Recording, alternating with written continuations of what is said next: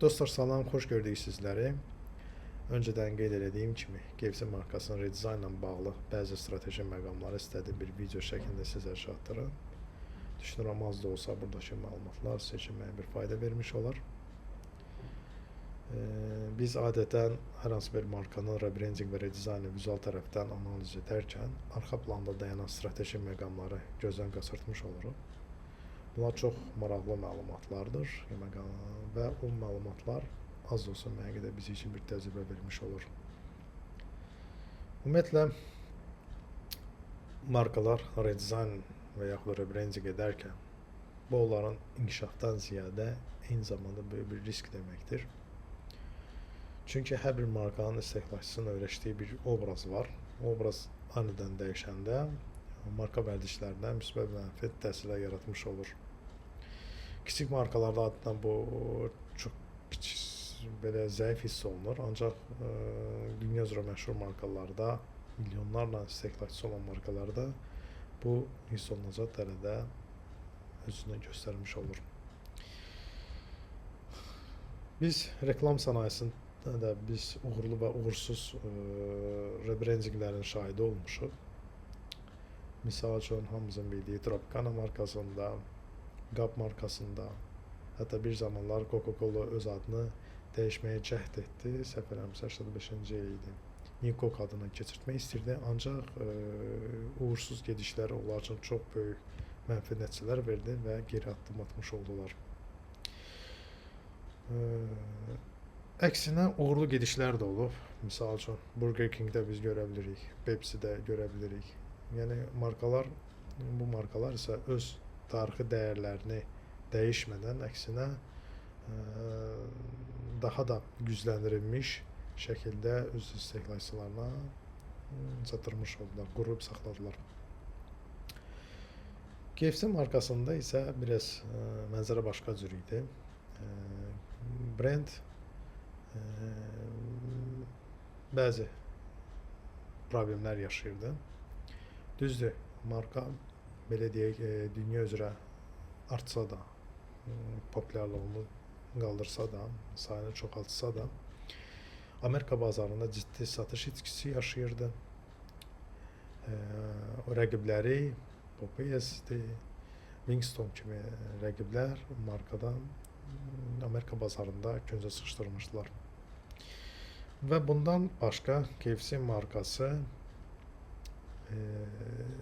belə deyək, hər kəs tanısa da KFC markasını, ancaq auditoriya vərdişləri dəyişdiyindən, bazara yeni toyuq məhsulları girdiyindən, belə deyək, istehlakçı tələbləri dəyişdiyindən marka əvvəlki qədər öz aktuallığını qoruyub saxlaya bilmirdi. Demək, belə götürək, bir neçə məqamları var. Birinci, Amerika bazarında satışın düşməsi, digər tərəfdən markanın digər rəqiblərlə müqayisə öz aktuallığını itirməsi, digər üçüncü bir məqam isə KFC markasının tarixən ona populyarlıq qatmış ən böyük dəyərinin təhlükə altında olması idi. Bundan başqa rəqiblərlə müqayisədə KFC markasında sümüksüz toyuq məhsullarının çeşidinin, soslarının az olması idi. Bütün bu problemlərdən dolayı marka redizayn etməsinə qərar verdi. Adətən belə hallarda markalar reklam agentliklərinə və brending agentliklərə müraciət edərkən onlar ümumi şəkildə öz problemlərini izah edirlər. Ancaq strategilər, agentliklərdə dayanan strategilər və strateji dizaynerlər bu markanın kodlarını analiz edərkən əsasən strateji dizaynerlər markanın vizual nöqtələrini aşkar edirlər. Yəni bu problemlər sırasında markanın problemlərini həll edə biləcək o vizual nöqtələrin ortaya çıxarılmasıdır. Belə deyək, ən böyük gediş markanın həmin vedrəsinin önə çıxarılması oldu. Niyə bu? Çünki marka öz toyuq məhsullarını tarixən bu kağız vedrədə təklif edib və bu ideya da məhz KFC-yə məxsus olub. Yəni bu toyuq fast foodların sırasında. Və zamanla rəqiblər də eyni kağız vedrədə məhsulların satışını edərkən bu markanın ilk dəfə bu yanaşmanı etdiyi bu metodikanı, bu vedrəni belə deyək, təhlükə altına atmış oldu. Yəni zamanla bu dəyərin itirilməsi təhlükəsi var idi. Eyni zamanda bu marka üçün bir toxunma kodu idi.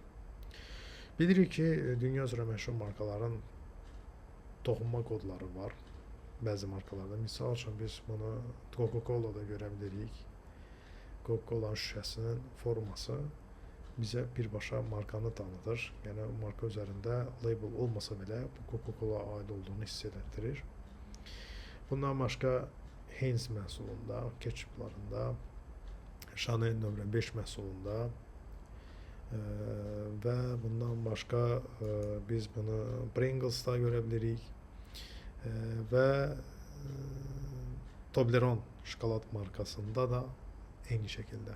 Yəni markanın bəzi vizual kodları var ki, o birbaşa markanı tanıtmış olur. Eyni şəkildə də KFC üçün yanaşıldı.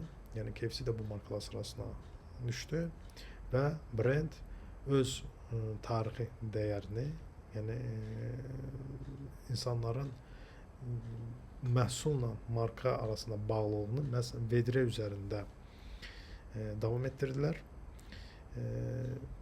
Onsuz da bu populyarlığı zaten bu vedrə üzərində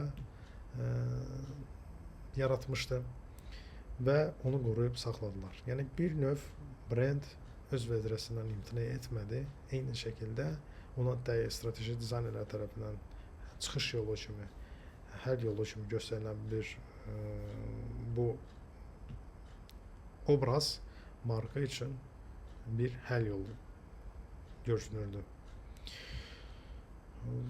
O yüzden onlar KFC markası öz tarixi dəyərlərini imtina etmədilər. Öz polkovnikindən imtina etmədi. Əksinə ona dəyər qatıran obrazını bugün əsas qəhrəmanına çevirdilər. Bu da markaya müasirlik və eyni zamanda auditoriya aktuallığını qorumağa kömək etmiş olacaq. Bundan başqa marka vedrədən ziyadə öz məhsullarında da, yəni menyularında da yeniliklər eləməyə başlayacaq. Artıq Tenders kimi, Nuggets kimi məşhur menyularında ağız dadlarının sayını artırmış olacaq, soslarının sayını artırmış olacaq. Düzdür, bu gedişat, yəni əsas nəzərdə tutan bu vedrə marka üçün nə qədər uğurlu olacaq, onu zaman göstərəcək. Amma ən azından strateji dizaynerlərin həll yolu olaraq gördüyü bu şey çox maraqlı bir yanaşma idi. Və bu bir növ markanın bir çox problemlərini həll etməkdə həll edici rol oynaya bilər. Niyə görə bu KFC markasının bu hikayəsini danışdım? Yəni mövcud dəyişiklik dizaynla bağlı. Çünki biz United'da da dizaynerlərə strateji düşünməyi, vizual estetikdən ziyadə markanın probleminə həll yolu verə biləcək vizual nöqtələri tapmaqda yardım edirik. Eyni şəkildə biz KFC-də bugün danışdığımız KFC-də yaranmış problem və problemin həll yolu kimi. Çox sağ olun, təşəkkür edirəm və bu kimi hekayələrlə inşallah kanalda tez-tez paylaşacağıq.